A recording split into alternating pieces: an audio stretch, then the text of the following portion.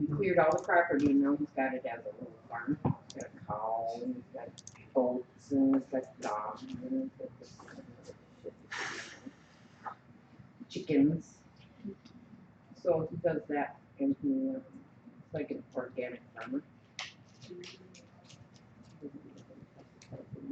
Wait, are you going live there, Josh? Yeah, we're doing a permit prep class, so if you got your permits, get out. Oh, are you really? I got my permit, I'm out of here. I don't want to do it again. No, we got people coming in. We're doing a permit prep class. Oh, yeah. Okay. Yeah. Let me go on that. So I think you folks all have your permits. I think you're good to go. So don't delete that. I'm not gonna delete And anything. don't delete that. So it's all Yep. fine. Yep, you're good to go. So whatever's on this screen, will Whatever's on there is gonna pop up on there. but they can hear me. Yeah, they can hear you. Just so your microphone is that camera. So Okay. Just make sure you're speaking to the camera. Do you want me to call the students in? Or do you want to, bro? How many we got? I do not. It is 12.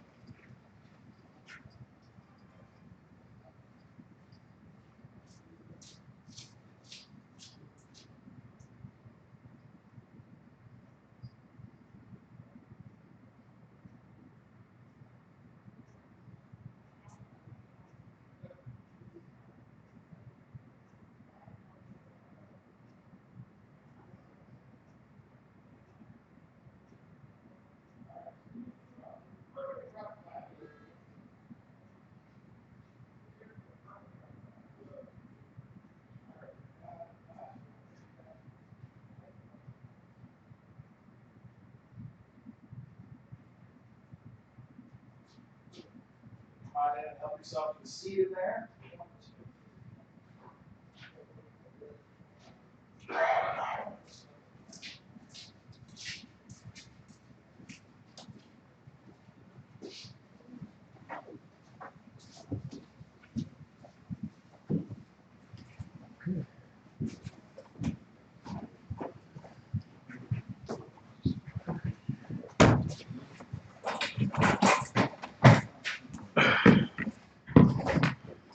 Look, everybody's got to sit as far away as possible. Looks like you and I are going to hang out over here.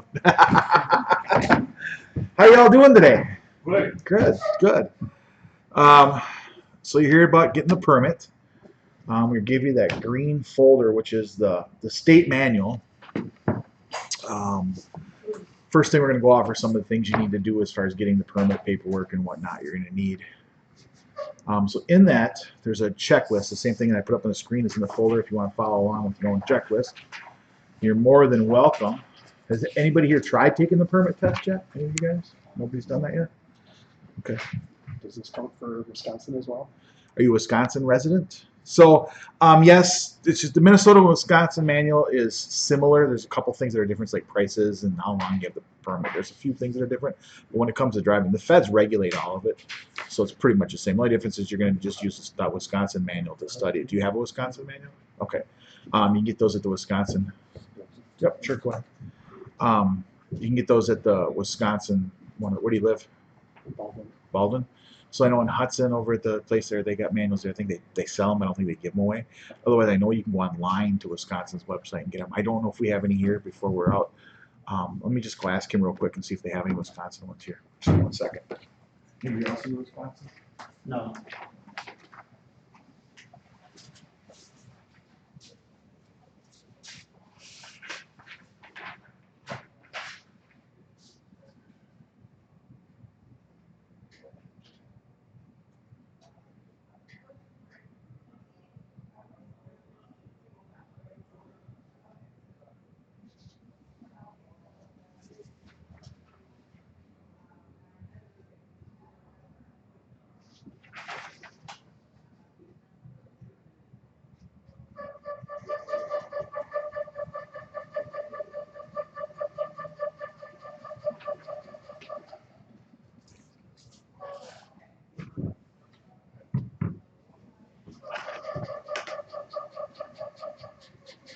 All right. Don't have one, but we'll print one up. So before you leave today, you'll have a Wisconsin manual. The stuff in the Wisconsin Minnesota manual is almost identical as far as how the testing goes. All right. So the permits and the driver's license, when it comes to CDLs, are regulated by the federal government. That's why they're so close to being the same. In order to get a permit, you have to have your Class D car license. You all know that. Can't have any outstanding tickets. You can only have one license in one state. You can't have licenses in multiple states. People try to cheat the rules. The feds don't like that. You also need to bring, when you go to take the permit test, a certified birth certificate or a valid passport for proper identification. So study the Minnesota or Wisconsin manual. The ones that we've printed out for you, the manuals, have the sections that you need: 1, 2, 3, 5, and 6 for Class A. Anybody doing Class B? You're all doing Class A? Okay. So 1, 2, 3, 5, and 6. We took out all the other stuff in there when we printed it out. So there's some practice permit tests. Doesn't matter what state you're testing in. At www.cdltest.co. We're going to go on and do that a little bit later. So, and then the manuals are available online as well. Shows on here. Now, each state does the same thing. Minnesota, you're only allowed to take the test once per day. Wisconsin, same rules. Minnesota first and second test is free. If you fail, then they start charging. Once you pass a test, then they're also going to charge you for the permit. I'm not exactly sure what the prices are with everything in Wisconsin, but I'm sure there's fees involved. They allow you to take the test in a paper test in Minnesota, but you have to take the permit one first. The computers have headphones, so it's like a touch screen computer deal. Some people like to take the permit test on paper. And the reason being is I don't know what Wisconsin does. I know I had to take a test recently, and you got the screen in front of you and it shows what's going on. You got the headphones on, and it's like you start to sweat and get nervous. So then you click on which one, and when it's wrong, it's like wrong. But the nice thing about the paper test is if you get to a question you're not sure of the answer, you can skip it and move on to other ones and then work your way back to it. In Wisconsin, they do let you skip. I know that for a fact. So if you get to one you're not sure about, there's a button on there that allows you to skip it. You can't skip it completely. You'll come back to it, but you're allowed to skip it. So that's nice. Because sometimes you just want to think about it and just move on to the next thing and go from there. You got to get there early. You cannot show up. The exam station closes at 4:30. You have to get there before 3 now, or they will not let you take the test. I think 2:45 is you have to be inside in the testing area room, because then they close that door and won't let you in there for the Minnesota permits. Definitely Wisconsin, get there early as well. They're very, very, because they close at 4:30. Minnesota does. I'm not sure what time the exam station over in Hudson closes, but I know Minnesota, they all close at 4:30 and they leave at 4:30. They don't close at 4:30 and then wait for everybody to leave. They leave at 4:30. So you got to get there early. I highly recommend get there first thing in the morning when they open, when you go to take the test. If you have the ability to do that at either place, just get it done right away before the lines get too long. It's really recommended if you're able to do that. You have to go to a state exam station, not a deputy register where they sell tabs. You have to go to an exam station to do it.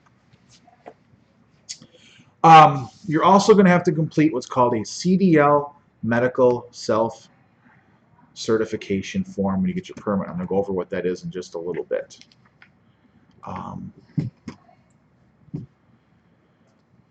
So you got to provide proof of citizenship. I already talked about that. The health card or the birth certificate or passport. You have to have that. Make sure that you're legal to be here and all that. The self-certification form is this. Minnesota Department of Public Safety and Wisconsin's going to give you one with their own letterhead on it, but it's basically saying the exact same thing. You have to have a health card in order to get the permit. So you need to take the DOT physical and pass the DOT physical before you're able to get the permit. Okay. It's important that you do this. Now, you can get the permit without the health card. There's some boxes you can check on here. So you fill the whole thing out. In Minnesota, the way they have it written down is Category 1 and Category 2 are for interstate. One's exempt and one's non-exempt. So non-exempt means, and it says right on the current medical examiner certificate from a certified medical examiner must be submitted. This means you're showing them your copy. They make this so difficult. Basically, health card, no health card, but they have to put all their technical words in there. So do you have a health card? You click box number 1. And if you don't have the health card, you click box number, you check on box number 2 and you fill it out. Now, they'll give you the permit in Minnesota if you don't have the health card. They'll let you get the permit, but you can't use it for anything because you have to have the health card in order to be involved in commerce. So if you have a job and you're paying you to drive a truck, you can't drive that truck unless you have the health card. Now, they'll let you have the permit. You would be allowed to go to school because the school's not paying you. But if you have a job that's paying for you to be at school, then you would need the health card. You're going to need the health card anyway to get a job because that's the whole purpose of doing this, I'm assuming. So it's a good idea to get the health card. Wisconsin's going to make you get the health card. They won't give you the permit without it. Go to your regular doctor. It has to be a doctor that's certified to do DOT physicals. A few years back, the feds changed the rules. And there's a list on the FMCSA. There's a lot of doctors, that's basically all they specialize in is doing DOT physicals. Just Google it, and they'll give you one that's closest to where you're at.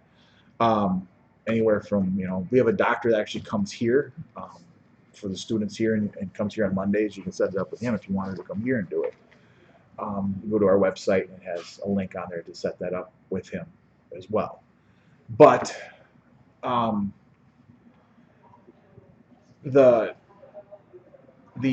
doctors don't all do the health card, so only certain doctors do it because they had to be certified by the federal government. Even though they went to medical school, the federal government wants to know who's doing these physicals, and they have to follow strict rules when they give the physical because they don't want people just selling physicals. Yes, sir. So the doctor comes, if the result comes, do we have to like pay for the For the Are we like you have to pay for? well, the doctor that comes here, yeah, he still charges everything. So he gives a discount. It's only $45. Most places charge $100 for it. He charges our students a lot. He only charges $45 to do the physical, $45 or $50 to do the physical. So that's every Monday. Yeah, but you can't just show up. You have to schedule an appointment with them, and you can do that through our website, or they also have some stuff up at the front counter to do that. So he gives a big discount to the students here. So you can go through our website and set that up. But you need to fill out this form, have all the proper documentation, your driver's license, and either your birth certificate.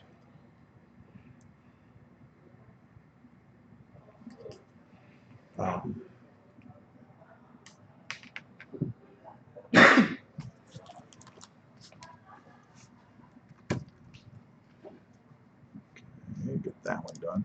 So fill out your paperwork, have your permit. To get your permit, have your driver's license, either your birth certificate or your passport, and then the self-certification form. Have everything filled out before you go get in that line. Otherwise, they're going to send you back out of the line to fill it all out again. So just make sure you have everything. They don't have a lot of patience. State employees kind of want to rush you through, and then when you turn around and look and you see the long line behind you, you'll understand why. So try to have everything ready for them. And in that folder, we gave you a list of everything you have to have. So try to have everything ready. It'll make it a lot smoother for you when you go to get the permit, when you go to take the test. Let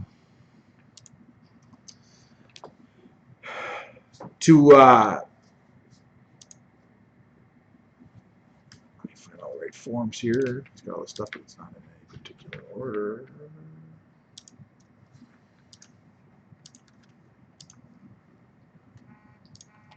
There are practice permit tests.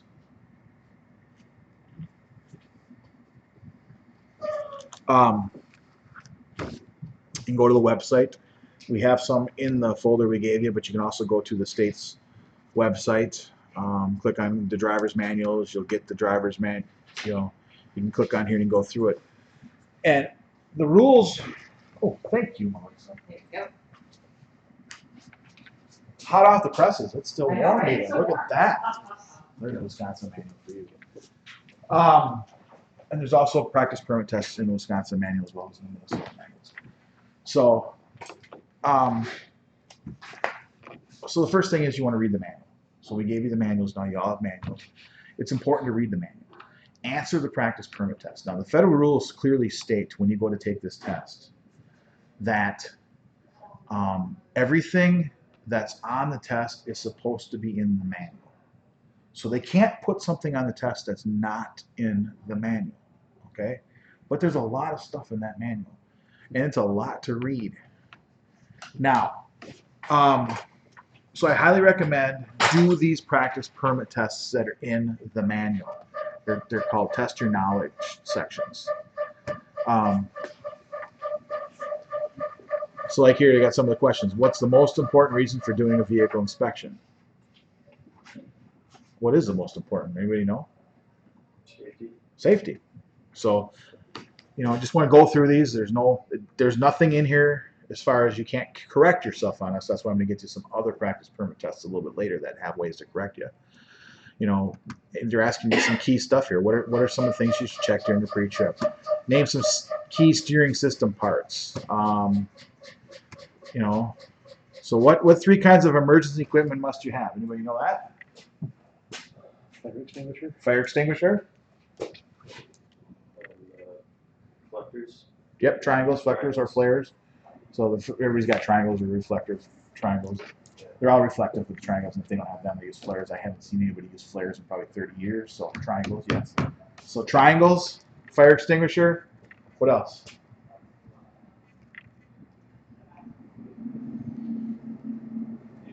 Bingo. Fuses. Fuses. Got to keep spare fuses in the truck. Can't have fuses blow and then all of a sudden your headlights don't work or your lights don't work. It's not like in your car if a fuse blows and you get away with it. You cannot do that in a truck. So that's some of the stuff that's in the manual. All right, what's the minimum tread depth for front tires? Steer tires. 230 seconds. Nope. 430 430 seconds, 230 seconds. So somebody's been studying here, and the rest of you haven't been. That's okay, but that's what's going to happen. You're going to study it, and you're going to know these answers. That's the important part.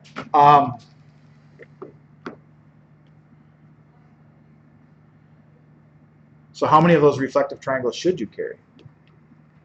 3. Yep, 3. So 3 triangles, fire extinguisher, fuses. And then, like, here's another one. Why put the starter switch key in your pocket during the pre-trip inspection? So why put the key so nobody can start it when you're underneath the hood? I mean, it's just common sense. A lot of these questions are common sense. First off, usually the safest answer is the correct answer. Now, the state has a tendency, both states, have a tendency to word these things funny. They word them in a way that to almost confuse you, and then they'll have a picture there with it that kind of throws you off.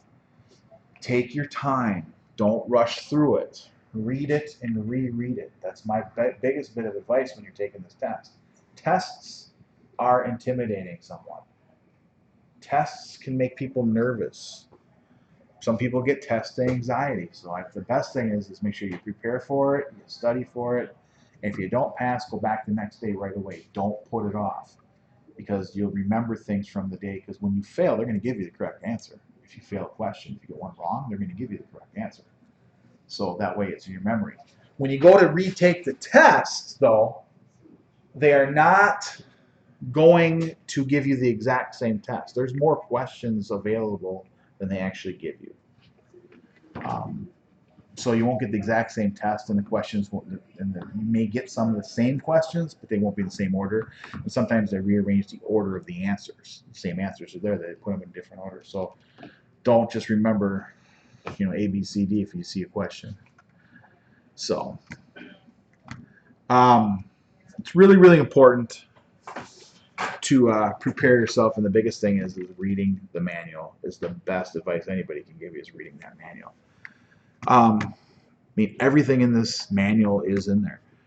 So like here, to drive a vehicle safely, you must be able to control its speed and direction. Safe operation of a commercial vehicle requires skill in accelerating, steering, stopping, and braking safely. All those things. So later on, that's going to be one of the questions, I'm sure.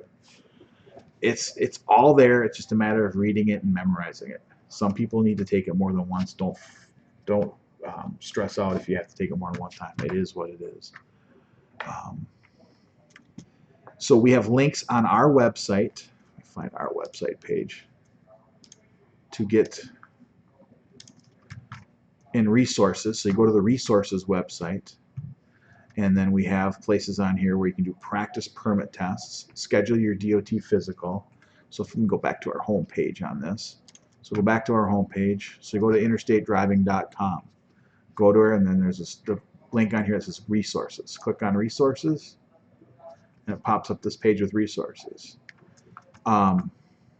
Schedule the physical. I know you were asking about that, so there it is. There's a way to schedule it right there. Practice permit tests. We have that on there. Then there's some other links on there as well.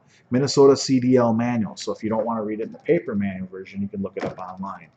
And you have your Wisconsin one as well there. If you wanted to check the status of your driver's license, you could do that as there as well. Find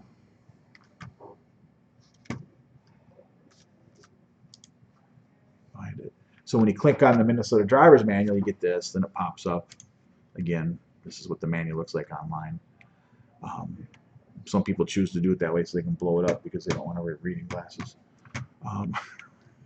I prefer actually reading the paper instead of staring at the computer all day long. I prefer the paper one. So either way, we gave you the paper one. You can do that.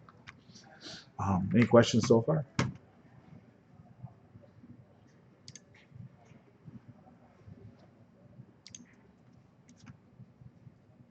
There we go. Free practice CDL tests. Now, when you click on that link on our website, you're going to get this page here. So we're going to go through a few of these. Now, if you look through here, there's a whole bunch of them. It's not our website. It's cdltest.co.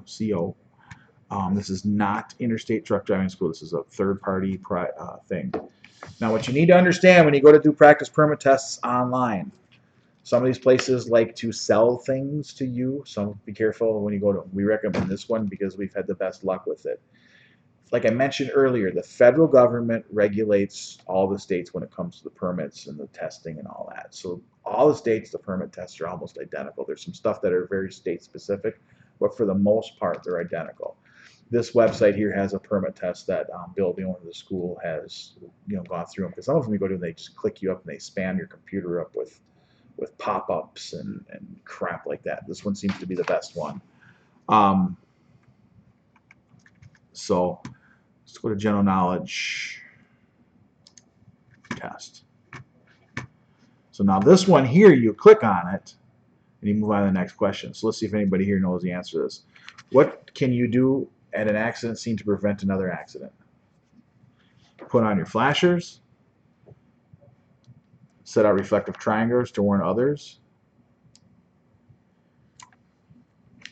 If your vehicle is involved in an accident, try to get it to the other side of the, or get it to the side of the road. And if you're stopping to help, park away from the accident. Are some of the things, or all of the above. What would anybody here guess? All of the above. What about you? You think all of the above? Should we go with all? Let's go with all of the above and see what they say then. Next question. Of course, it doesn't give you the answer until you get to the end.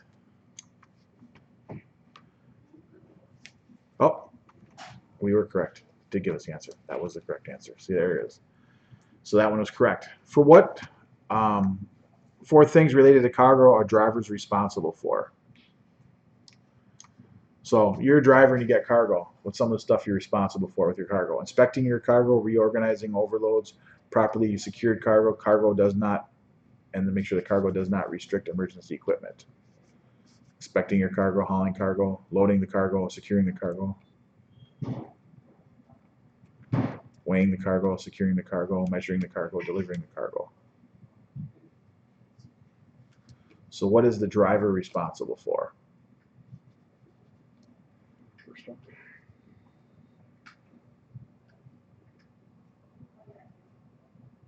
What else? Anybody else say?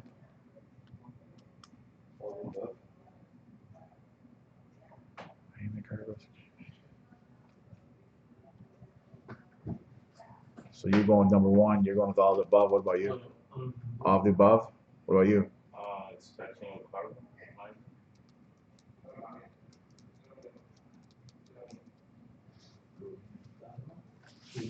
that doesn't answer the See, this isn't the real test, so we can get it wrong. I'm going to go with all the above and see what happens. Wrong.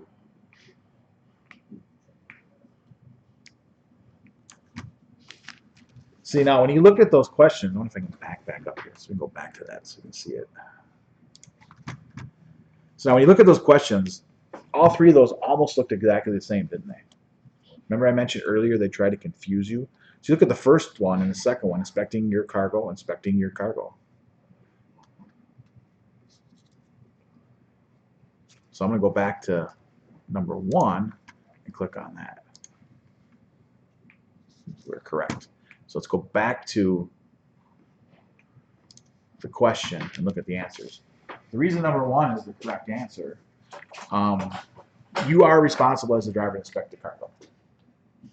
You can't just hop in a truck and go. You need to look at your cargo.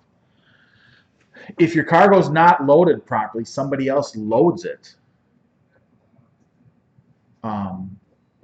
and they load it wrong, you're still responsible. So reorganizing overloads, that's if they overload you or it's not loaded, if it's off to one side or something, you might have to have it reloaded. That doesn't mean you have to reload it, but you're responsible for getting it reloaded, reorganizing the load. Is it secured properly? If it's not secured properly, so when you load it into a loading dock, if it's not secured, you don't leave until they secure it properly or you secure it. It just depends on what your job is. So that's why it's you. And then the cargo does not restrict emergency equipment. You can't have any cargo blocking any emergency equipment. Basically, don't want it in the front seat of your truck with you covering up your fire extinguisher. But, or any other stuff. So that's why that one is the correct one. So you look down to this other one, measuring the cargo, that kind of gave it away. What's that? And loading the cargo. You're not responsible always. Now, some jobs you might be responsible for loading. So that's why that one isn't there. That's because loading the cargo. You're not necessarily responsible for loading the cargo. I worked at a job, I never loaded it. I had to unload it, but I never had to load it. The driver's not always responsible. Your responsibility begins, depending on your job. But what's required by the feds is making sure if somebody else loaded it, you make sure that it's good. So that's why that's the correct answer on that one. What is a hazardous materials placard?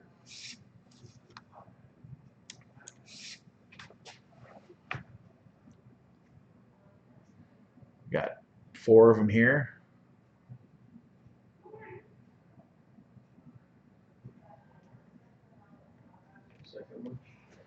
Let's see. So we got outside of a vehicle, which identify the class. Signs on the back of the vehicle, which identify the class. Signs on the outside of the vehicle, which identify the class and weight. And on the inside of the vehicle.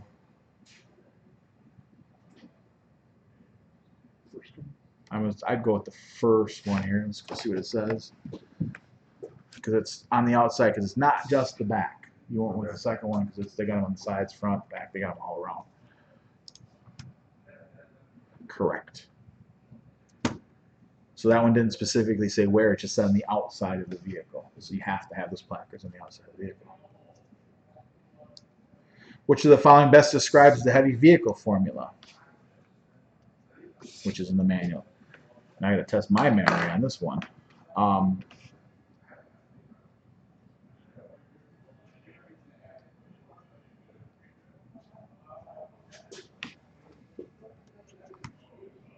Anybody know this one? First one? Let's go with that, see what it says. You are correct. So now, does anybody know what that's talking about? The following distance? And is that what that is? Just want to make sure you understood what that meant. Here we go. Listening to loud, fast music can reduce your stress before and while you drive. False. Yeah. And they actually have questions like this on the permit.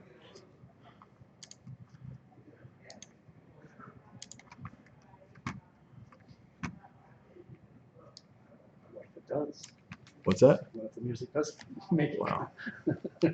There are some songs out there that I know that people that every time some certain songs are played, I'm sure people get speeding tickets. It just gets people going. So, name some important steering system parts.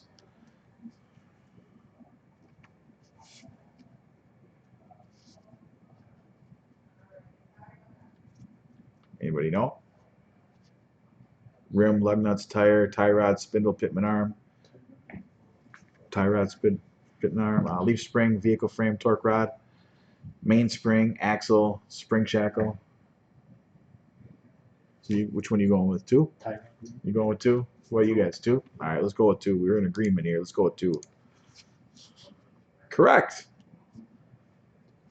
So this is why it's so important to study this stuff. So we're going to keep going through these here. What is an escape ramp?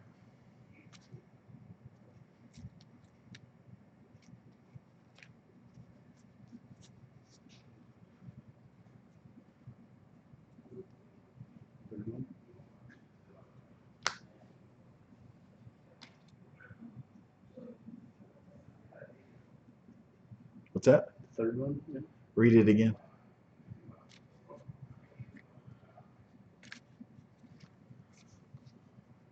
Is it Colorado? No, No.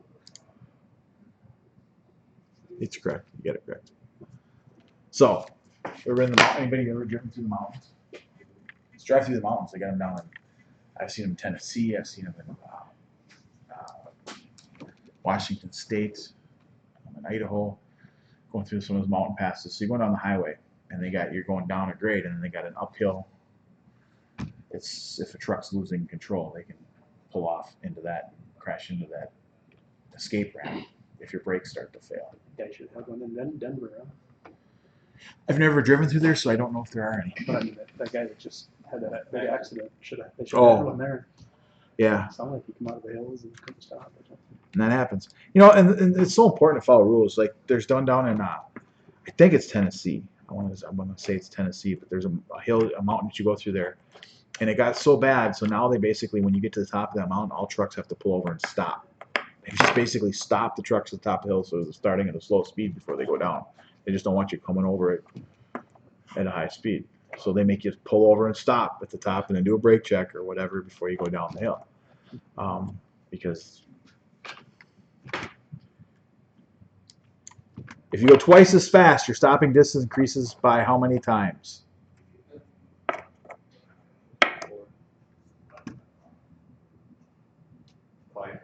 5? All right, so we got 1, 4, we got 1, 5. What about you? 3? So we got 3, 4, 5. What are you gonna pick? Huh? 3. Okay, we got 2 3s, so that's the vote. We're gonna go with 2 3s. Wrong answer. Let's see what the right answer is. So we'll go with 4 now. Correct. The biggest thing is what people usually see is they see 2 times and they figure, oh, I'll take twice. It's not. Double it. So. All right, here we go. Retarders keep you from skidding when the road is slippery. First off, anybody know what a retarder is? Engine brake. See, there we go. They got it worded weird. False. I agree with that statement. Let's see what. Correct. If stopped on a hill, how can you start moving without rolling backwards?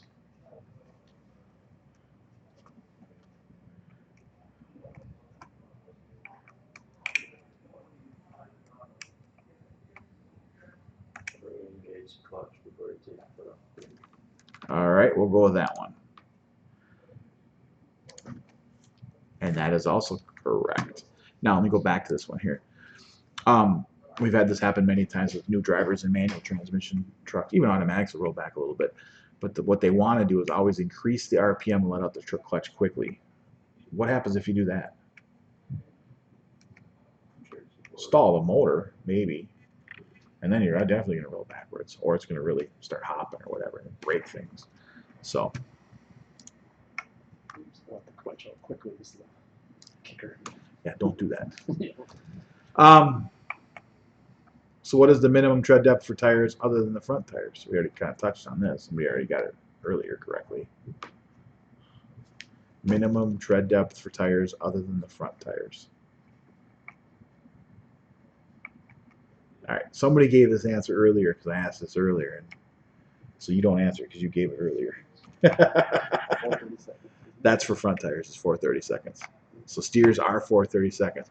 But other than the front tires. See, now there's what happens. People read that and they're going to they see front tires and they go straight to 430 seconds. And that's why people fail the permit test. Because front tires are 430 seconds. But this question says other than the front tires. So the answer is 230 seconds. And that's how they get people to fail this. That's when I always talk to students that are enrolled here that struggle with this because it's real simple. They think they're trying to trick them. Well, they are in a way, but it's there. What is the minimum tread depth for tires other than the front tires? Read the whole thing slowly and reread it a couple times. Don't just say front tires, 430 seconds, because then you're going to get it wrong. You need to read it. So what is 230 seconds. So what is 230 seconds? I mean, what is that? That 230 seconds of an inch? Yes, so 230 seconds is... Not much. Can't even see it from here, can you, on there? Yeah, exactly. So that's legal. Unfortunately, yes. So there's 0, 1, 430 seconds isn't much. yeah. We replace our steers a lot sooner than here ourselves. It's a lot sooner, especially if it's wintertime. In the summertime, we'll go up. There's 430 seconds. You can barely see that.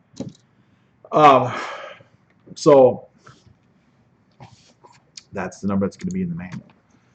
All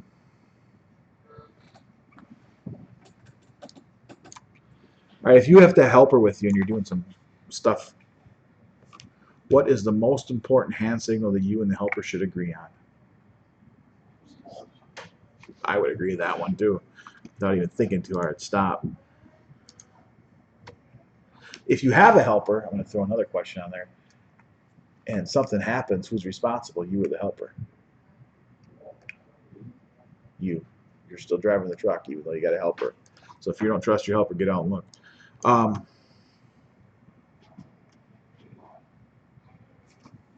How long does it take for a typical tractor trailer unit to clear a single railroad track? What's that? 14. 14? Do you know that or are you guessing? You do know that? You are correct. So you have been studying for this. Been trying to. Okay. I just feel like I'm studying more than what I need to. So what sections to study would be helpful. Yeah. Well, that's the thing. There's more stuff in the manual. We already know the answer to this one. We talked about it earlier. 3 triangles.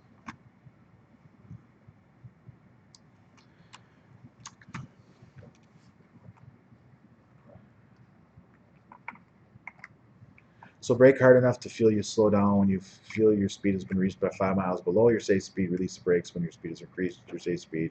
Repeat these steps. So what are these steps for?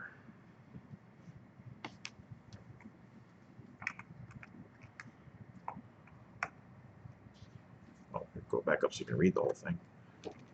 So the part that's in bold letters, brake hard enough to feel you slow down when your speed has been reduced to 5 miles below your safe speed, then release the brakes. So you're going somewhere, you're driving. Speed limit's 40 miles an hour. You're slowing it down until it's 35 miles an hour. Then you take your foot off your brake. Then you let it speed back up to your speed. Then you slow it back down when you get to your speed limit. Slow it back down 5 miles an hour. Why would I be doing that? Why am I slowing down below the speed limit and then as soon as I take my foot off the brake, it automatically speeds itself up? What's going to cause me to speed up? The steep grades. Take my foot off the brake and it speeds up without me touching the gas. It's because I'm going downhill. So the answer's in there if you read it and think about it. What would cause me to speed back up is you're on a hill. That's the only one in there with the hill. So this is the procedure for coming down long, steep grades.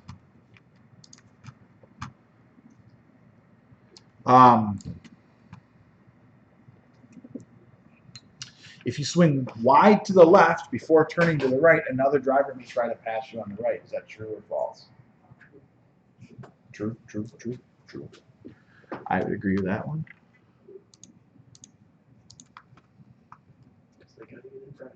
Oh yeah, because nobody wants to be behind the truck.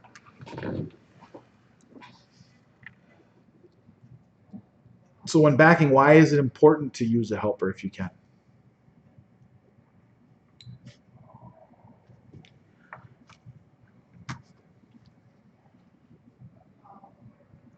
Now this one's real easy if you read them all very carefully. Some of these are like, they're so ridiculous, it's laughable. Because there are blind spots you cannot see. Yeah, the last one, exactly. Yeah, I love this one. Helpers have nothing better to do than help you back up your truck. Or it's good to have someone else around to blame if you hit something. Yeah, so sometimes they kind of give you the answer, but it's not required by federal law. It's just recommended if you have the ability to have a helper to have one.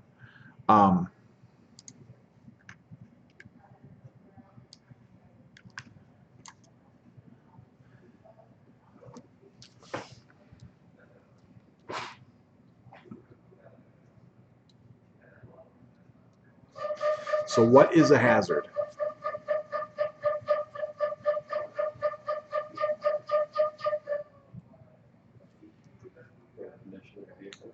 Yep, third one.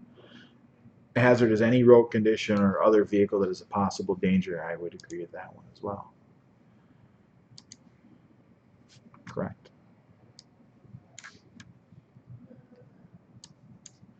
So which of the following statements is false here?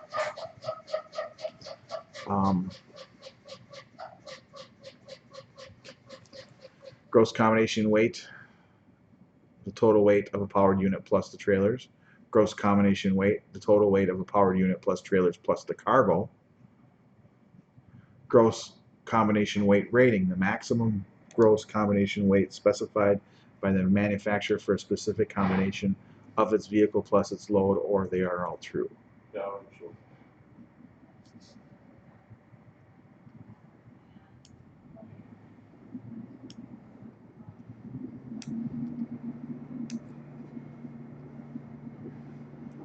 No, there is one that's Search. what's that? Second. The first one. The gross.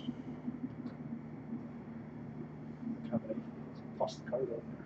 Well, yeah, it's I'm looking at the cargo plus the cargo. So if you look at the first one and the second one, because the third one is true.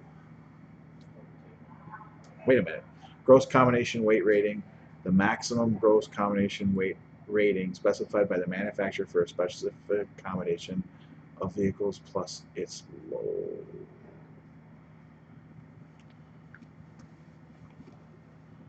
Let's start with this one. And wrong.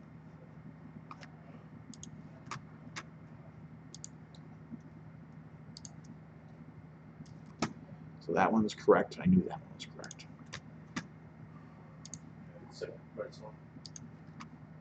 That's what I was saying earlier on. Was the first one was the wrong one, but you start reading them and it's just they try to trick you. I even second guessed myself there on that one. I thought it was for reading the third one a couple times. I knew the second one was correct, but the third one was just you just read it and it makes you start second guessing yourself. I even just second guessed myself. I might have got that one wrong.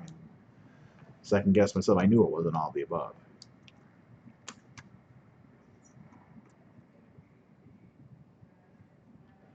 Why make emergency plans when you see a hazard?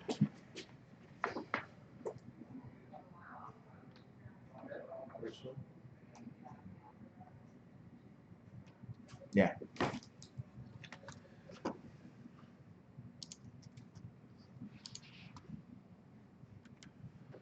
What is black ice?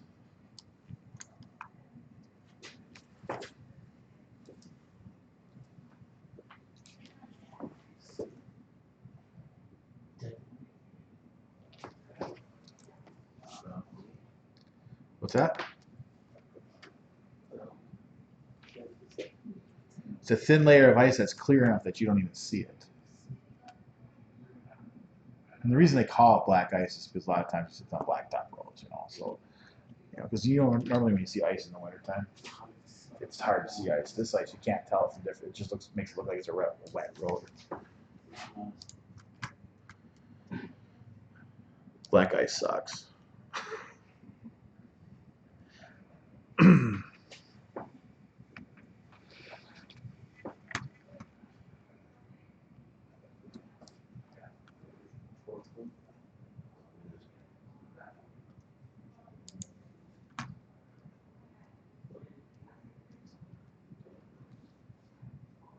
First one we already talked about. Warning devices for parked vehicles is the flare, is the triangles.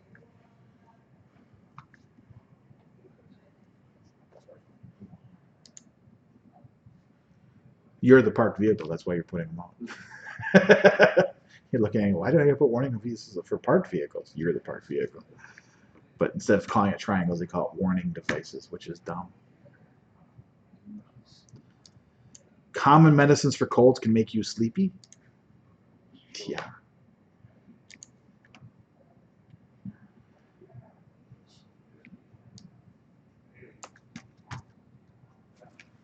See, now I've struggled with questions like this one because there's no context to it. So without context, I would agree true, because even in the daytime, yeah, a lot of us have, like, we have policies here of headlights. Most of these trucks, that when you turn them on nowadays, they automatically, the headlights turn on. So without any context, then some of these questions don't have any context to it. What are they talking about? So you should always low beams when you can. And wrong. See, and that's where I struggle with this, because their context now is at night. You should use high beams if you can, if you're out in the country, obviously. So that's why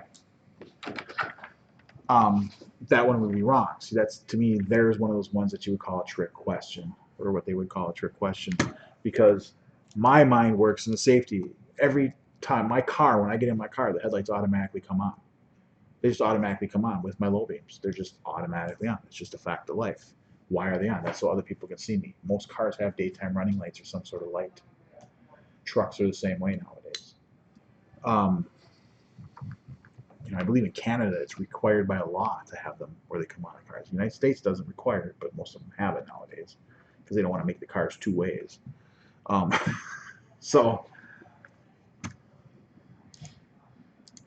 So that's why you're going to come across some of those questions like that, and they drive me nuts. What things should you check during a trip?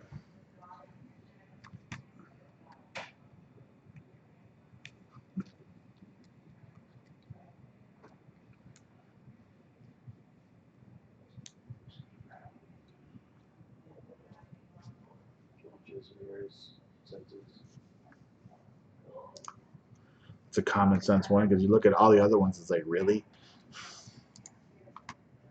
Correct.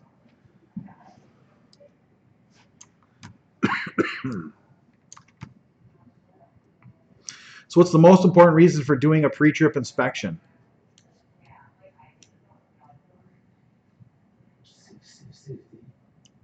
Yep, safety for yourself. I like this one, because other drivers do it. Just because, that's not a good enough answer for me. To make sure your vehicle will make it to your destination. That's true, but to make sure nothing has been stolen from your vehicle, that's another one that's true, but bottom line is safety for yourself and other road users. A truck breaking down is a huge hazard. If you break down on the side of the road, somebody else could run into you and they're going to die. So it's a good idea to do a pre-trip to avoid breaking down. Not to mention, financially, for you ain't making any money if you're sitting on the side of the road broken. You're paid by the mile, people. You're not paid by the road when you become a truck driver. Ooh, I like true false. 50-50.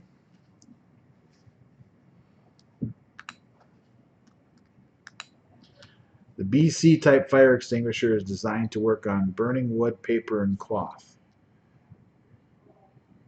They have different types of fire extinguishers, and it drives me nuts because they got all these different codes and whatnot. And fire extinguishers are labeled.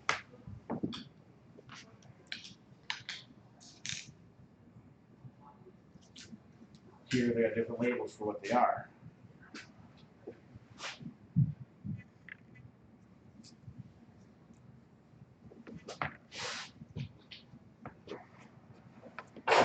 Does anybody know? False.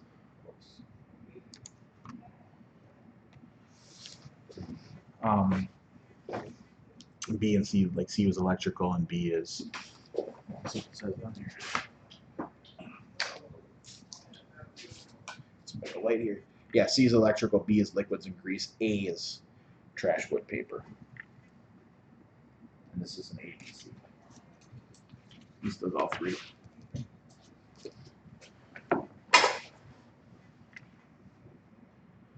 All right. Name 2 basic reasons for covering cargo on an open bed. To protect people from spilled cargo. To protect the environment from spilled cargo.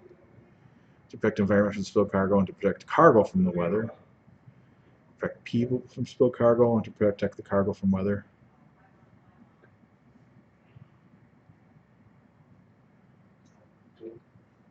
What's that? Second.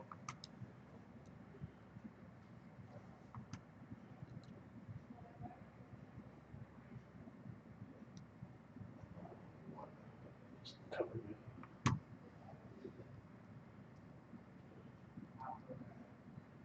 I'm looking at this. It just says covering the time.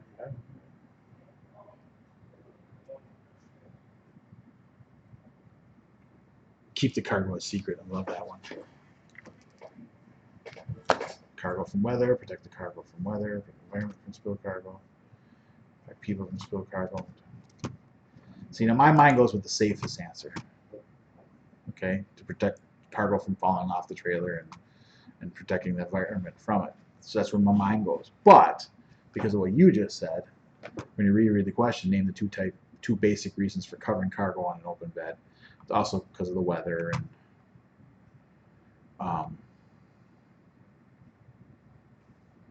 so it could be any of these. What do you guys think? So which one do you think? But just covering it don't have nothing to do with spilling. You know, so I know. See, that's the thing. I think it's the last thing. Well, not to keep cargo a secret. That's why that one. I would think people over the environment. People over the environment. Yeah. You guys too? Wow, you're correct. So I guess they care more about people than they do the environment. I had to laugh at this one. You should let air out of hot tires so the pressure goes back to normal. False, yes. Don't touch a hot tire.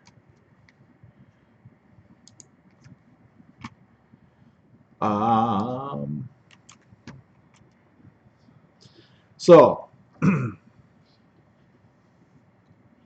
how far ahead does the manual say you should look while driving? 5 to 8 seconds, eighth of a mile. 9 to 12 seconds at highway speeds is about a quarter of a mile.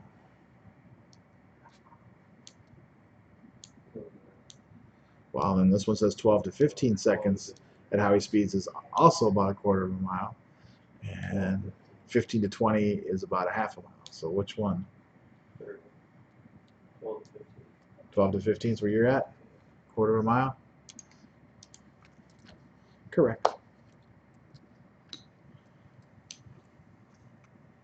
What effects can wet brakes cause?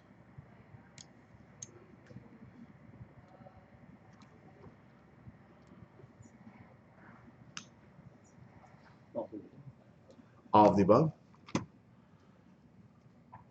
So cause brakes to apply unevenly. Cause lack of braking power. I'd agree with that. Can cause pulling to one side or the other. Let's go with all the above. Correct.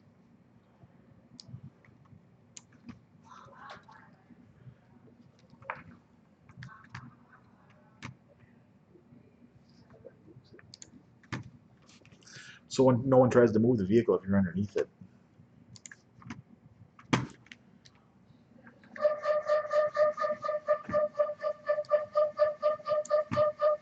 Too much weight on the drive axle can cause hard, heavy steering.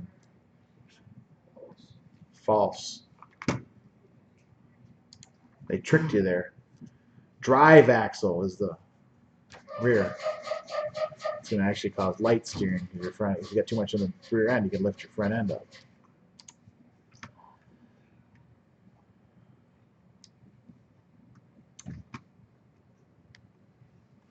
Name some suspension system defects.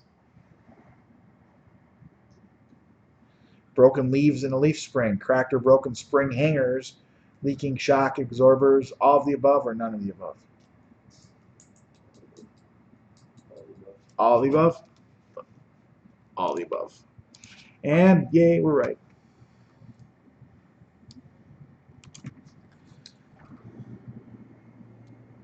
Name 2 situations where legal maximum weights may not be safe to haul.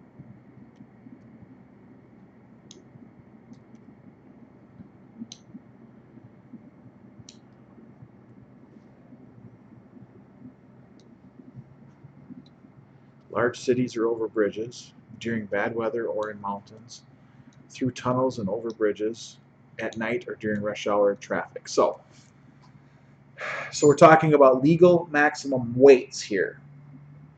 So they didn't say anything about heights. So I'm taking the tunnel one out of there. Where my mind's going with it. So I'm going to take that one out of there. Bad weather or mountains. I'd agree to that because it's not. It's so if it's legal maximum weights, you should be able to go anywhere as long as the road's legal to be there. But during bad weather or in mountains, it's definitely not necessarily legal or safe. In bad weather, you can actually get tickets for doing stuff that's legal to do in normal, like today, versus.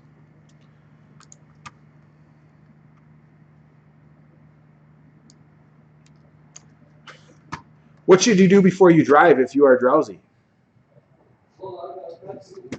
Get sleep.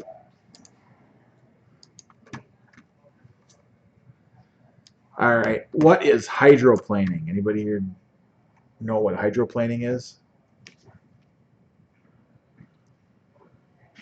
I like the first one. A term used for quickly planning an alternate route due to heavy rain. When tires lose their contact with the road and have little or no traction due to water on the road. The amount of traction a truck has due to the weight of a vehicle on slippery surfaces, or a water spill on the road that came from a water truck. So again, hydroplaning. Second one? I think we'll all agree to that.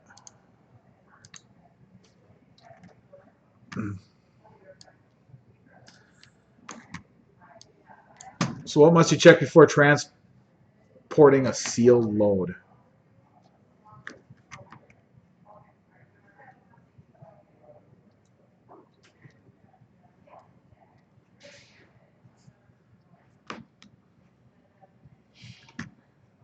Seal is secure? Nope. They don't care if the seal is secure. Is the seal authentic? So remember, this is the state asking this question. What do they care about? Load secure. Load secure. Exactly. Does anybody here know what a sealed load is? Sometimes you have a load, where they're supposed to put the locks. They'll put a seal, a tag over the thing with a serial number on it that matches your paperwork. And that is, and what that means is nobody can open that. However, when you accept that load, before they seal it, they're supposed to let you look in there to make sure that everything's secure in there. Okay. If it's not, you should have them open it up and let you look at it because you're responsible as the driver for anything that's moving around. So you're responsible for whatever's in there once you pull away. So they can open it, they can seal it, write the seal down on the paperwork, match it up. Then you can't open it once you leave there. But before you leave, you should verify that the cargo is secured. Stopping is not always the safest thing to do in an emergency.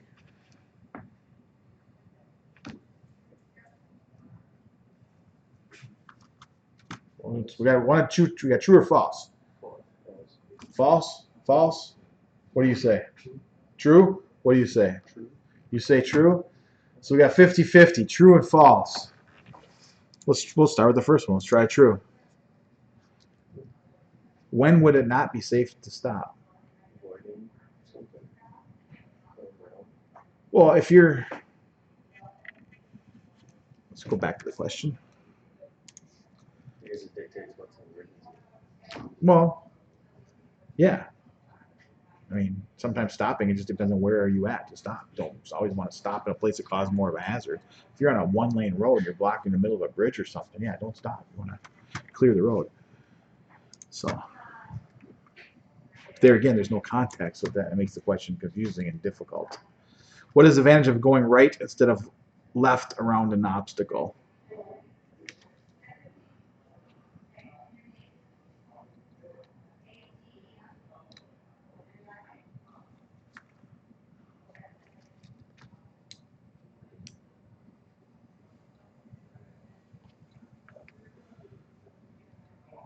So we got, if the shoulder is paved, going to the right may be the best, or maybe best. No one is ever on the shoulder. Someone could be passing you on the left. There is no advantage. It is much easier to turn the truck to the right than it is to the left. It's good to make a habit out of going the same way every time. If you are blocked on both sides, a move to the right will not force anyone into an opposing traffic lane and possible head-on collision. So looking at all those answers, we'll go with that one. And that's correct.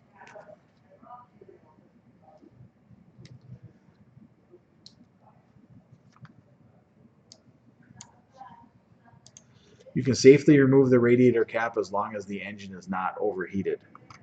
False. Don't ever take the radiator cap off when it's ever been hot.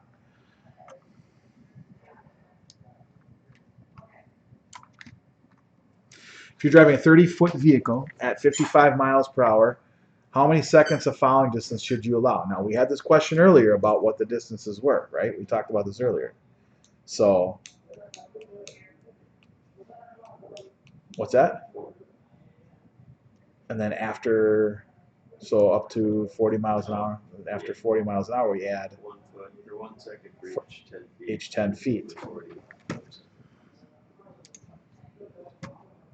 So it's 4 seconds. Oops. So yeah, 3, because 3, yeah. Well, but see now, but that's 55, so that's 40, so we're halfway in between, so we're really 4.5. So.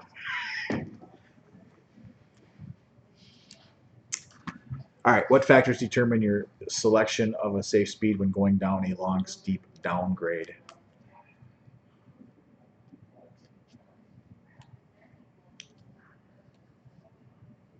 So length of the grade and the steepness of the grade only, total weight of the vehicle and the cargo, total weight of the vehicle and the cargo, length of the grade, steepness of the grade, road conditions and weather, total weight of the vehicle, steepness of the grade, and weather. Third one, that's the fully loaded one, so we'll go with that. Everything, you have to take everything into account when you're doing this. Road rage is the act of operating a motor vehicle in a selfish, bold, or pushy manner without regard for the rights or safety of others.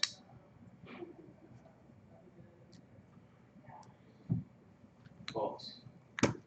False? False.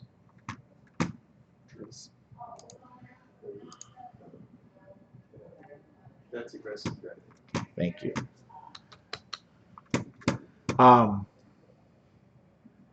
And the thing is everybody seems to be very aggressive lately. Some places worse than others, but Road rage is the intent of Yep. causing harm. Or something along those lines. did you go to school to be law enforcement? Look at you.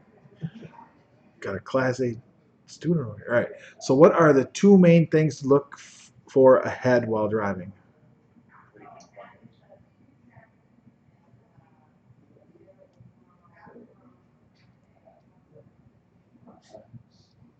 So road signs and detours, fire and flooding, bridges and tunnels, truck stops and police, traffic and road conditions. Now, after reading all those answers out loud, my mind goes to one particular one. Last one. Huh? Last one. Last one's where my mind goes. Traffic and road conditions. All right. Signs are important, detours are important. But if you're reading the signs, you're taking, I mean, you have to look at signs to an extent, but you're taking your eyes off of the traffic and road conditions. What's in front of you, you got to be paying attention to the traffic in front of you and the road conditions in front of you. Then the rest of it's also important, but the main thing is traffic and road conditions is where I would go with that. Correct. Which of the following is not a common cause of vehicle fires? electrical short circuits due to loose connections, loose air lines, improper use of flares, loose airlines, improperly sealed flammable cargo, spilled fuel after an accident. So which of the following of those things is not a common cause of vehicle fires?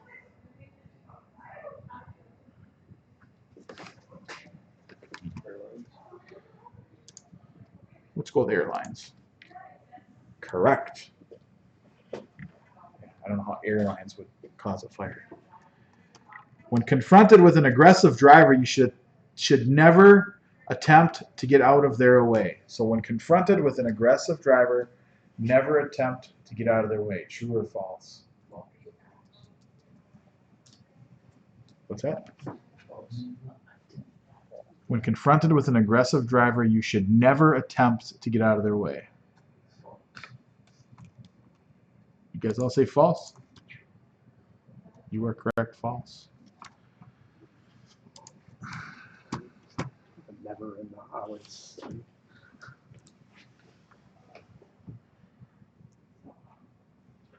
I mean, what are you going to do to get out of their way? I don't know. See, some of these answers I struggle with. And again, it's just the context of the question.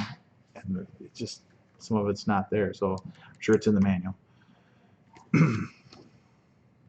Why should you be in the proper gear before starting down the hill? So you're in a steep hill. You got a whole bunch of gears you got to be in. You need to be in the proper gear before you go down it. Why do you need to be in that gear?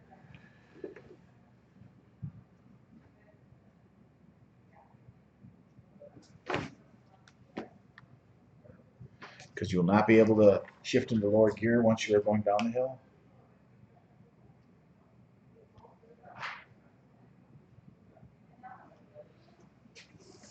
Because you'll need to be in the same gear at the bottom of the hill.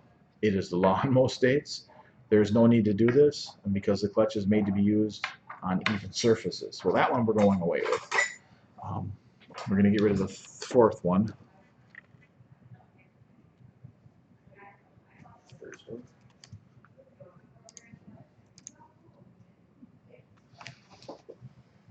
If you start going down the hill and you start going out of control, it's hard to get into a gear, especially the lower gear, because you start getting going too fast.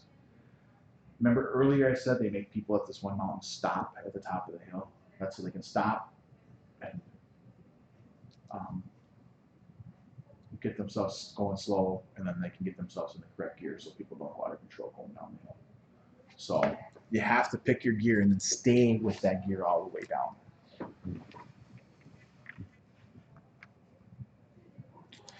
So which of the following is not a sign of a distracted driver?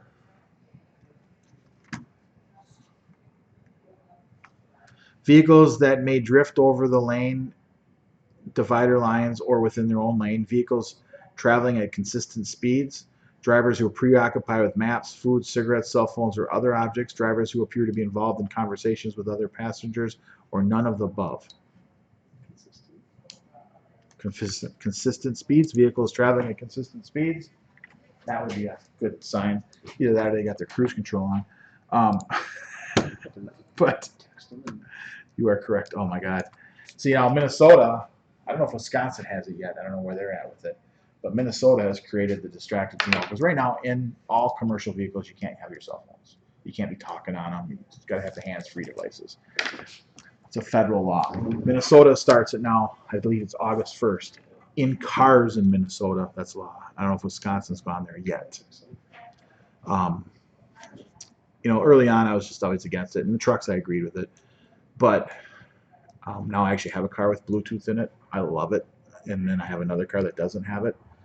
I don't even touch my phone. I don't even answer my phone because I like the Bluetooth. I don't like talking on the phone when I'm driving. It just makes such a big difference. So trucks are required to have it? You can. Cars and stuff too. Well, trucks federally, you are required hands-free. You cannot touch your phone in trucks federally. Now the state of Minnesota is doing it for everything, and a lot of other states are doing that. So I'm sure it'll end up being nationwide. I don't know why the feds just don't come in and just solve the problem and just say in a car, period, done. And just make it simple. I mean, they stick their nose in everybody else's business and everything else. Let's do something that's worthwhile.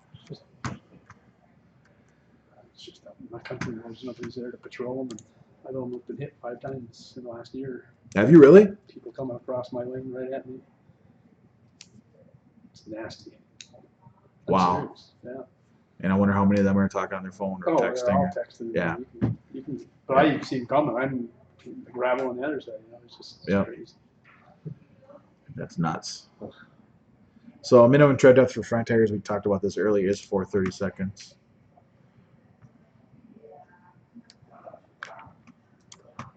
What are the 2 ways to know when to shift?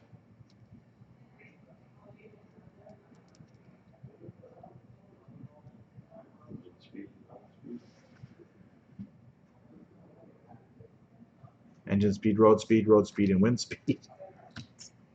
What are we in an airplane? Wind speed? Or sailboat even? I don't know. Engine speed and shift indicator light. And then every 3 to 5 seconds, or engine speed.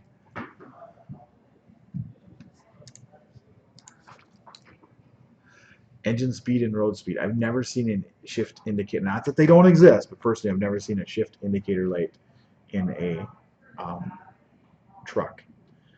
You see them in like race cars. What is a pull-up? Now, anybody here have kids? That's not what we're talking about if you have kids. What is a pull-up? A maneuver performed by a tow truck to pick up an overturned truck. An exercise that must be performed at a DOT physical exam to get a CDL. When pulling off the shoulder, you pull up until the trailer is straight. Pulling forward while backing a trailer to reposition it. Trailer straight. Trailer straight. What do you guys say over here?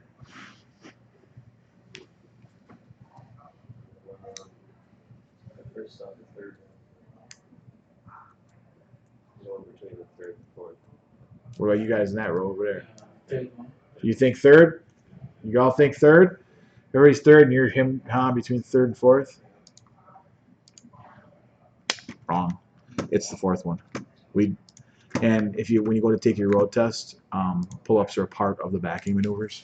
If you take too many, you don't pass your test. They allow you to take a certain amount depending on where you're testing and all that. So when you get to that point, so pull-ups are when you're doing the backing maneuvers, you're only allowed to pull up so many times. So that's where the term pull-up is. It's actually part of the road test. So that's why it's in the manual, because it is part of the road test. So you're on a divided highway and your truck breaks down. Where should your reflectors be placed when you stick at your triangles? Placed when you are stopped on the divided highway.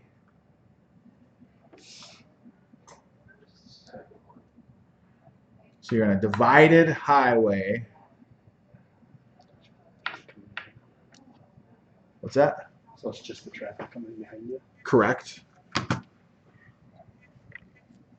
Second. 10 feet, 100 feet, 200 feet. Correct.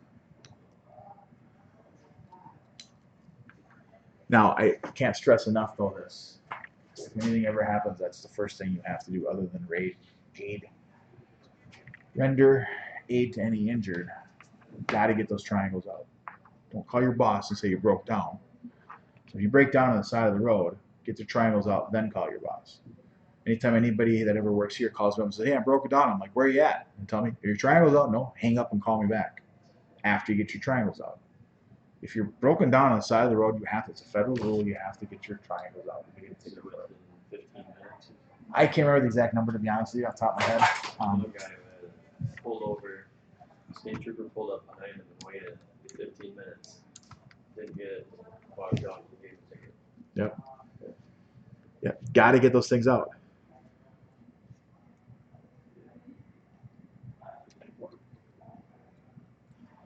So your CDL will be disqualified after 3 or more convictions of any state law on texting or operating a handheld telephone while operating a commercial motor vehicle. True or false? Huh? I'm going to go with false.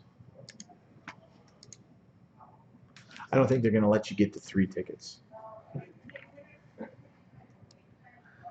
even if you don't lose your license, you will lose your job because it affects their insurance rates. Do not touch your phones when you're driving the truck, people. What three things add up to the total stopping distance?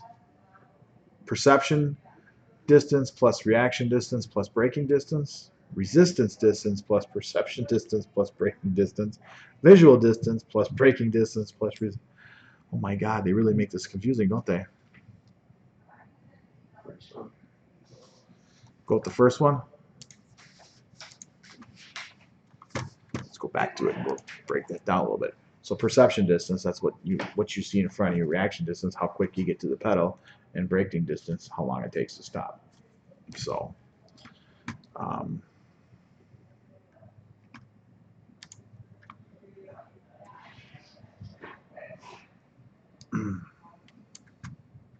when should you downshift automatic transmissions?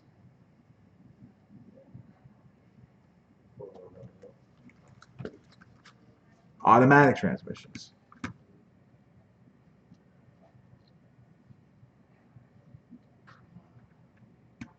I'm gonna go with never.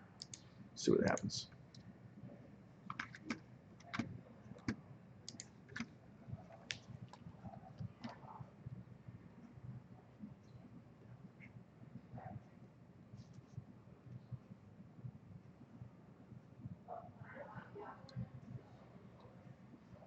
Now earlier we talked about a downgrade. Select your gear before going down the hill, right? Automatic transmissions will automatically shift. The faster you go, it automatically shifts your gear. That's correct. So you can also manually lock automatic transmissions into certain gears. So before going down the hill and select your gear would be a good answer.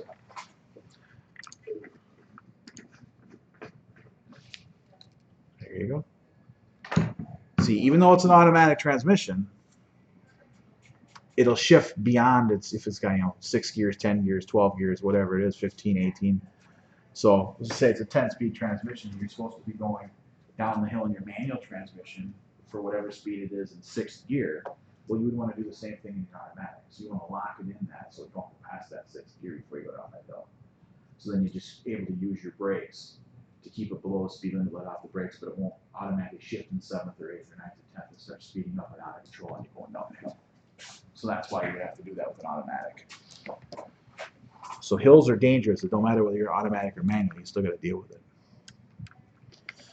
Underloaded front axles. Underloaded front axles can make the steering axle weight too light to steer safely. Now earlier we talked about if it was overloaded in the back, that lifts the front end up. So that's what an underloaded steer axle would be. So true, exactly.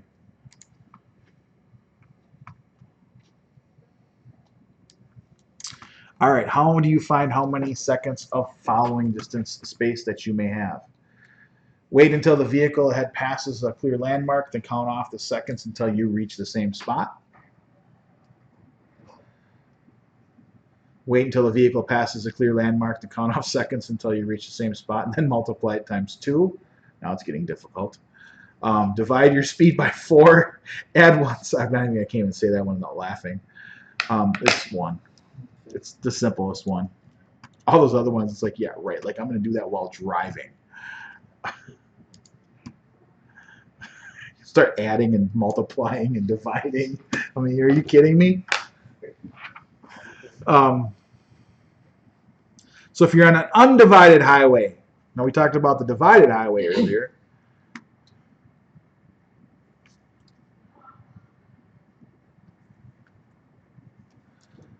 So undivided highway, putting the triangles out. So when it was the divided highway, we did what?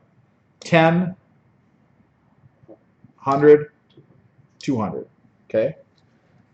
So now we're on a undivided. That means now we got to put stuff in front and the back. So if 10 was the correct one for the other one, we'll go with 10 again and see what they say. Correct. So 10 in front, 10 in back, and then 100 in back. get them out immediately. What are two special conditions where you should downshift? Before entering a curve and before going up a hill, before starting down a hill and before entering a curve, before starting down a hill and before going up a hill, if there is an accident, or for sudden heavy rain. Now, we already talked about the going down a hill. So that's kind of given that part, because we've already talked about it a couple times about making sure you downshift to a correct gear for going down a hill. So look at the two that's got the down a hill. So before starting to go down a hill or up the hill, before starting to go down a hill, and before entering a curve. The curve? Let's go with that one then. Yeah, I know where you're going. See, if you're going up a hill and you don't have the right gear, you're going to stop. You're not going to go out of control like you would be going down a hill. Curve's the same thing. If you're going into a curve too fast, you can lose control of the vehicle. So that's why slowing down going into a curve is in the same category as slowing down for going down a hill. What should wheel bearing seals be checked for? Leaks. Yep, it seals the leak, the fluids from leaking.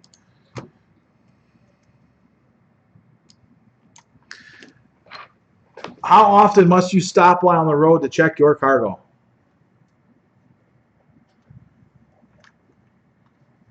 Now this one's in the manual. I know that all these are, but this is what would be called an en route inspection type deal. So within 25 miles after beginning a trip, and then after every break and every 3 hours and 150 miles. After 50 miles after the beginning of a trip, and then after every break and every 3 hours or 150 miles.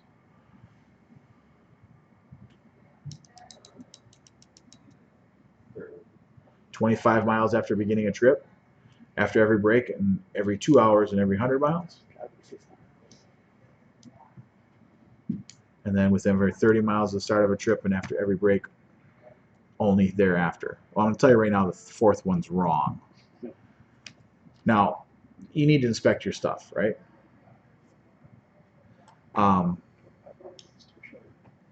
You think 25 is too short?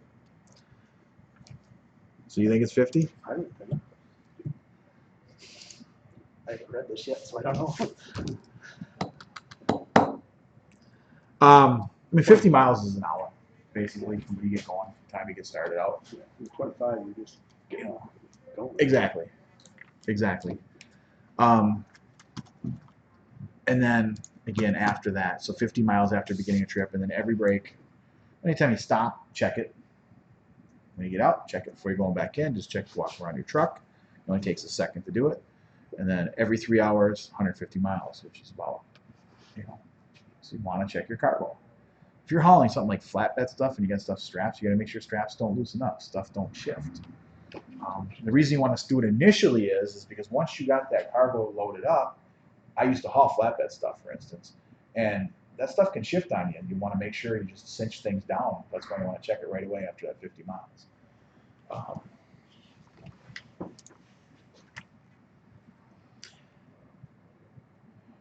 Empty trucks have the best braking.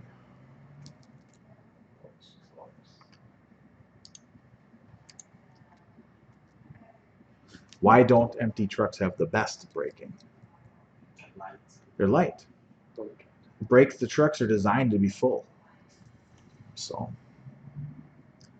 now overweight trucks are going to have worse than empty ones. But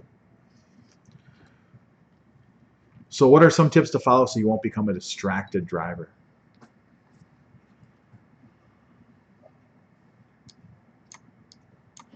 Assess all potential in-vehicle distractions before driving. Develop a preventative plan to reduce or eliminate possible distractions. Expect that distractions will occur. Discuss Discuss possible scenarios before getting behind the wheel. Who are you going to discuss that with? You going to talk to yourself? All of the above or none of the above?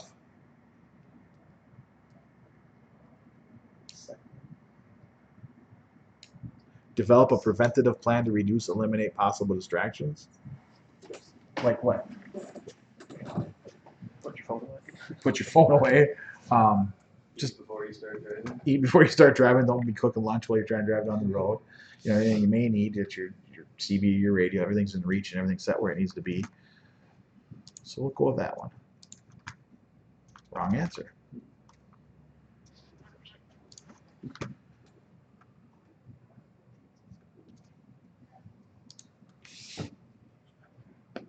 Should we go with that one? Assess all potential in-vehicle distractions before driving. That one works. Nope. All of the above. Expect that distractions will occur. And discuss. I still don't get to discuss. That's why I didn't think all of the above. Yeah. It's because we can discuss it with. Yourself. After a few hours in the truck, we might. So that's why I wasn't thinking all of the above. Because they all made sense, except for that one to me. Talk to yourself. Yeah, I guess you're talking to yourself. Talk it out loud. I guess that makes a difference. Sometimes like this, talking it out versus reading it makes a difference too, just getting ready for the permit. So how can you avoid the effects that wet brakes can cause? Slow down. Gently put on the brakes. This presses the linings against the brake drums or discs and keeps mud, silt, sand, and water from getting in. Place transmission in a low gear. Increase engine RPM and cross the water while keeping the light pressure on the brakes. When out of the water, maintain light pressure on the brakes for a short distance to heat them up and dry them out. All of the above or none of the above.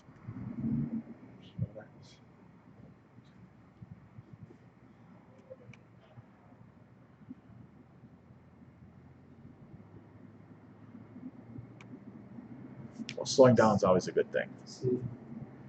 So if you gently put on the brakes, that'll push the lines against it, and that'll help keep dirt and mud. So that's why I agree with that one. Slowing down, place the transmission in lower gear. That'll help you slow down as well. So that one could be true. Increase engine RPM across the water while keeping light pressure on the brakes. So basically, you're putting your foot on the brake, then you're putting your foot on the gas at the same time to keep the brakes on there. So I would agree with that. So when out of the water, maintain light pressure on the brakes for a short distance to heat them up and dry them out. So I'm going to go with all the above. Correct. Now, any one of those answers would have been a correct answer, just like the last one where we did that. All of the above ones exist, and that's where people can get in trouble. We got in trouble last time, right? Because we didn't read them all through, and I still don't agree with that one question, that talking it out part. The rest of them I'd agree with. Same thing here. We just read through them all. And that's what you got to do when you're taking this test. And we've been working on this portion of the test now for an hour. Now, granted, you're not going to have people have a conversation with it. We're on the last question. And it's taken us almost an hour to get through this portion of the test. And there's still 2 more tests after this for you to take when you go to take your road test. So, or to get your permit, not take your road test, to get your permit. Which type of vehicle is more likely to get stuck on a railroad highway crossing? Double trailers, meat trucks, car carriers, freight company trucks, all of the above or none of the above?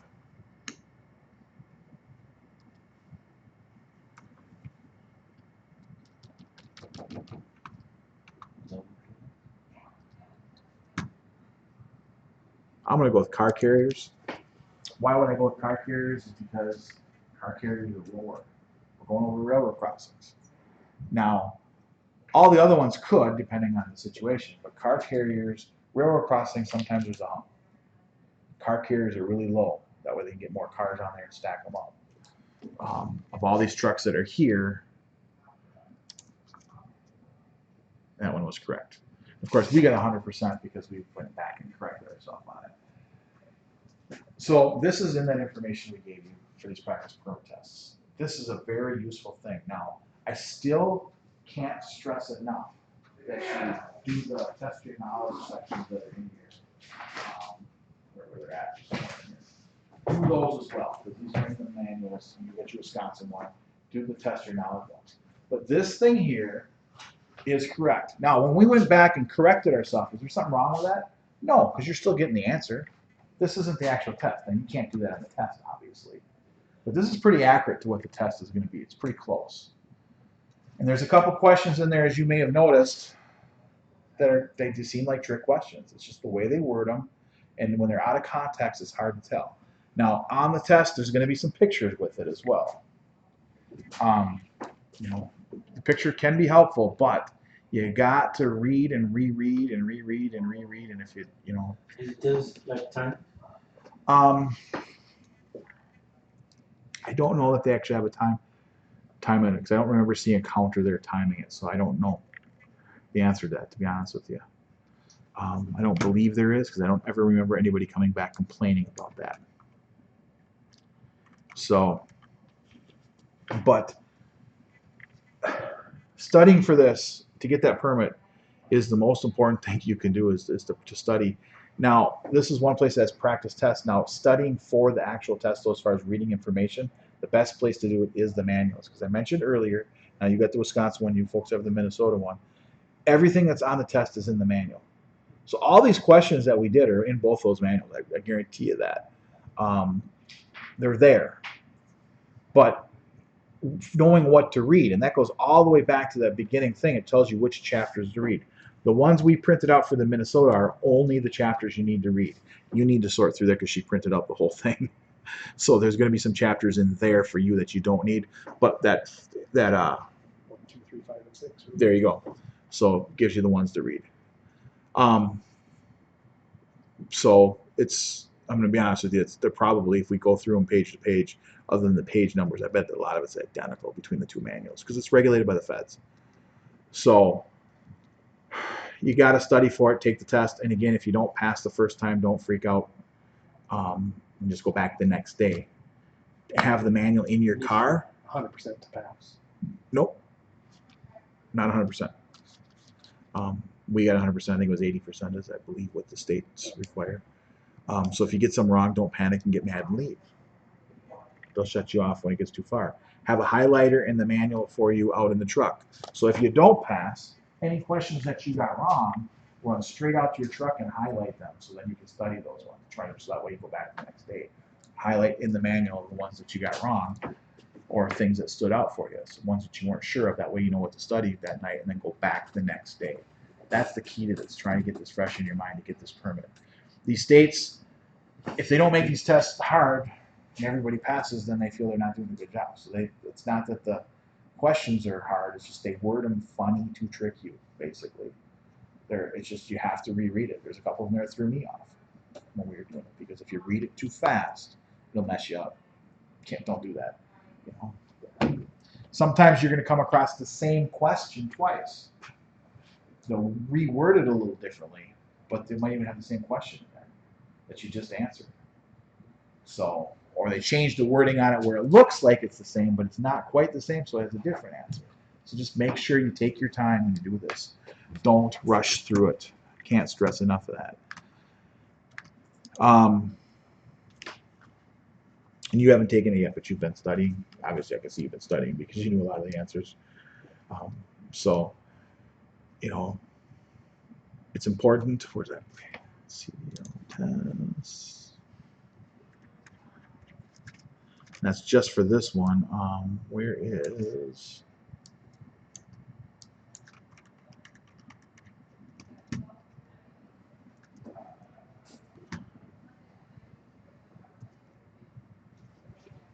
So there's much more. So there's general knowledge. That was only one of the ones. There's a couple general knowledge tests you could take to practice. There's a pre-trip inspection one. There's also, they got more of them on here. I can remember how to get back to the, there we go. Air brakes test. The reason they have more than one test here is because there are more questions. So take them all here. If you can get all these at 80%. So general knowledge, air brakes, and combination are the ones that you need to worry about to get the permit. Any of these other ones are just endorsements, but they also have useful resources in here about getting endorsements as well. Okay? Any other questions? Biggest thing is study away and try and get this. I don't know if any of you are enrolled students here. Anybody here actually going enrolled in the school now? You guys aren't? No big deal. Yep, that's fine. If you want to enroll, that's fine. People can enroll without having the permit. We take people without the permit, but it's better if you have the permit because then things go quicker. So if I enroll here, I still need to test over in Wisconsin. You will have to test. Well, actually, we're doing the majority of our road testing in Wisconsin, even with Minnesota residents. Okay. They allow us to do that. So, Minnesota license and permit, we can still test in Wisconsin. Get out of the hustle and bustle. Well, they don't have the availability in Minnesota. Wisconsin uses third-party examiners, and right now we got 1, 2 in Hudson. Well, a third one in Hudson. He's off for medical right now. I got 2 in Eau Claire. I got 1 up in Milltown. So we got different. We mainly go Hudson, but if I ended up with needing a bunch of tests, I can call multiple examiners. In Minnesota, we're booked out right now with a few people we got testing still in Minnesota. We're booked into June, just because of availability of tests. But Minnesota or Wisconsin, I can take with Minnesota residents over there, and we can test them quick. And Wisconsin residents just as quick, obviously. So it's not a big deal because Wisconsin is easier to work with when it comes to that. They use third-party examiners, so you have to pay for the test. Or Minnesota, the taxpayers pay for the test. It's not free, or it's not. They don't charge for it. Where in Wisconsin, it's private and they're licensed by the state, but they charge for their services. So of course you can get more availability when they charge you money. So, all right. Got any questions? I think we're gonna call this a day. I'm not gonna go through all the other ones. But You talk about general knowledge and air brakes. yep, and combination if you're doing Class A. And So general knowledge, combination, and air brakes are the 3 things you want to study for, and that's what's in that manual that we printed out for you. So it's 3 written tests you're going to have to take for a Class A. General knowledge, combination, air brakes. And when you go to take that permit test, that first page that's in that stuff that we went over, make sure you have all your proper documentation when you get there. So when you pass, you can get the permit on the spot. Otherwise, you got to go back and get in that line again. You don't want to get in the stupid state lines more than once. They're long enough and they make you wait. So with all that stuff, make sure you have all the correct documentation when you go there to take the test. Otherwise, you can pass the test, but then you got to leave, get your documentation, and then come back and get back in the long line again. So, and their lines are not fun. At least in Wisconsin, over in Hudson anyway, they let you take a number and go sit down. In Minnesota, you stand there in that damn long line forever. Not a typical DMV, though. It's, What's that? It's a different location than the DMV, right? The DMV in Hudson is the only one I know of over there on O'Neill. That's yeah. They let you take a number and you take the permit test right there. They got the little cubicles there with the computers. You take the permit test there. That's the only one I've ever been in. In Wisconsin, I don't know of any other locations, but that's the one there. Yeah, they, at least like I said, once you get through the first line, they find out what you need, then they sit you down and you take a number and they'll call your name. So they're pretty efficient there. Yeah. You know, I've been in there before and I've seen lines go through there pretty fast. So, all right, I think we're good.